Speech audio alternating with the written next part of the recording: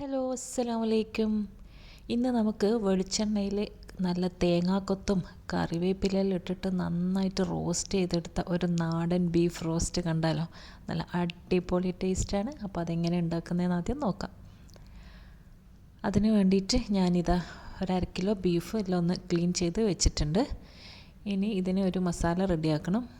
അതിനായിട്ട് ഇതാ മിക്സിൻ്റെ ചെറിയൊരു ജാറിൽ 1 ടീസ്പൂൺ ഫെന്നൽ സീഡ് ഉണ്ടല്ലോ, വലിയ ജീരകം, പിന്നെ 1 ടീസ്പൂൺ മഞ്ഞൾപ്പൊടി, പിന്നെ 1 ടേബിൾ സ്പൂൺ മുളക് പൊടി, 1 ടേബിൾ സ്പൂൺ മല്ലിപ്പൊടി, പിന്നെ 1 ടീസ്പൂൺ കുരുമുളക്, പിന്നെ ഇത് 2 ടേബിൾ സ്പൂൺ സുർക്ക ഒഴിച്ചിട്ട്, വിനീഗർ ഉണ്ടല്ലോ അത് ഒഴിച്ചിട്ട് ഇത് നല്ലോണം ഒന്ന് അരച്ചൊന്ന് പേസ്റ്റാക്കി എടുക്കണം. ഇതായിപ്പോൾ അരച്ചെടുത്തിട്ടുണ്ട്. ഇനി ഇത് നമുക്കിത് ബീഫിലോട്ട് ഇട്ട് കൊടുക്കാം. എന്നിട്ട് ആ മിക്സിൻ്റെ ജാറിൽ തന്നെ ഇത്തിരി വെള്ളം കൂടി ഒന്ന് മിക്സാക്കിയിട്ടൊന്ന് കുലുക്കി ഇതിലൊഴിക്കുക. എന്നിട്ട് എല്ലാം നല്ലോണം കൈകൊണ്ട് ഒന്ന് തേച്ച് പിടിപ്പിക്കുക. മസാലയും ബീഫും എല്ലാം ഒന്ന് നന്നായിട്ടൊന്ന് മിക്സ് ആവണം. പിന്നെ ആവശ്യത്തിന് ഉപ്പും കൂടി ഇട്ട് കൊടുക്കുക, കുറച്ച് കറിവേപ്പില, എന്നിട്ട് നല്ലോണം ഒന്ന് മിക്സ് ചെയ്യുക.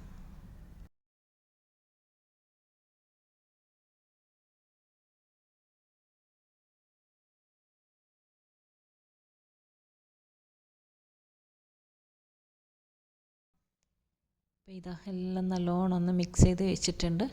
ഇനി നമ്മളിത് കുക്കറിലോട്ട് ഇട്ടിട്ട് വേവിക്കാം. ഇപ്പോൾ ബീഫ് കുറച്ച് വേവാനുണ്ടല്ലോ, അപ്പോൾ ഞാനിത് കുക്കറിലിട്ട് ഒരു കുറച്ച് വെള്ളം, അത് ബീഫിൻ്റെയും എന്താ പറയുക ഒരു വേവെല്ലാം എങ്ങനെയാണ് നോക്കിയിട്ട് കുറച്ച് വെള്ളം ഒഴിച്ചിട്ട് നമുക്ക് കുക്കർ അടച്ച് വെച്ചിട്ടൊന്ന് വേവിക്കാം.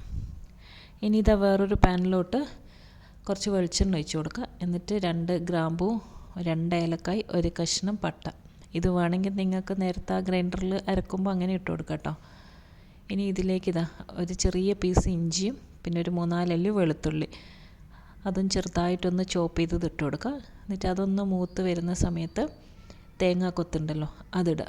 അപ്പോൾ ഈ തേങ്ങാക്കൊത്തും കറിവേപ്പിലെല്ലാം ഇതിൻ്റെ ഒരു മെയിൻ എന്ന് പറയുന്നത്. പിന്നെ കുഞ്ഞുള്ളിയും, പിന്നെ കറിവേപ്പിലയും തേങ്ങാക്കൊത്തും ഇട്ടിട്ട് വീണ്ടും ഒന്ന് വഴറ്റി കൊടുക്കാം. പിന്നെ തേങ്ങാക്കൊത്ത് കുറച്ച് കളറെല്ലാം മാറിയിട്ട് വരുന്ന സമയത്ത് നമുക്കിതിലോട്ട് 1 കപ്പ് കുഞ്ഞുള്ളി ഉണ്ടല്ലോ, ചുവന്നുള്ളി ഇട്ട് കൊടുക്കുക. ചുവന്നുള്ളി തന്നെ ഇടണം, എന്നാലും അതിൻ്റെ ഒരു ടേസ്റ്റ് കിട്ടുള്ളൂ.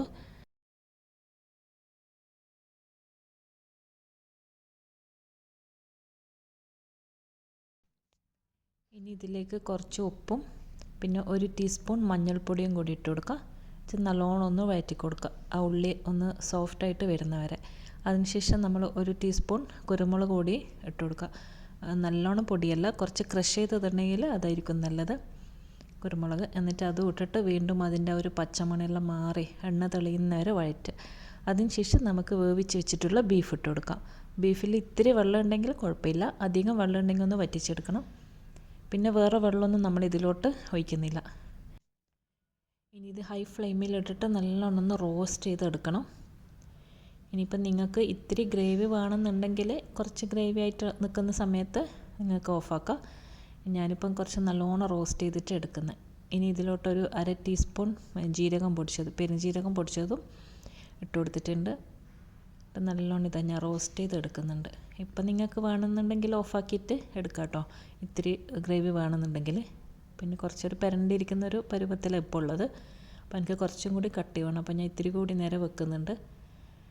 അങ്ങനെ ഇതാ വീണ്ടും നല്ലോണം ഒന്ന് റോസ്റ്റാക്കി ഇതിലേക്ക് ലാസ്റ്റ് കുറച്ച് കറിവേപ്പിലയും 1/4 ടീസ്പൂൺ പഞ്ചസാര, ജസ്റ്റ് ടേസ്റ്റ് ഒന്ന് ബാലൻസ് ചെയ്യാൻ വേണ്ടി മാത്രമാണ്.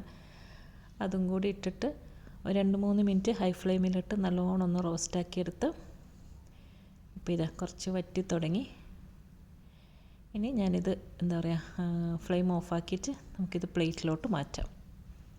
അപ്പം നല്ല അടിപൊളി സ്മെല്ലെല്ലാം വരാൻ തുടങ്ങിയിട്ടുണ്ട്. നല്ല വെളിച്ചെണ്ണയും എന്താ പറയുക കറിവേപ്പിലയും തേങ്ങാക്കൊത്തും നല്ല ബീഫ് റോസ്റ്റഡ് റെഡി ആയിട്ടുണ്ട്.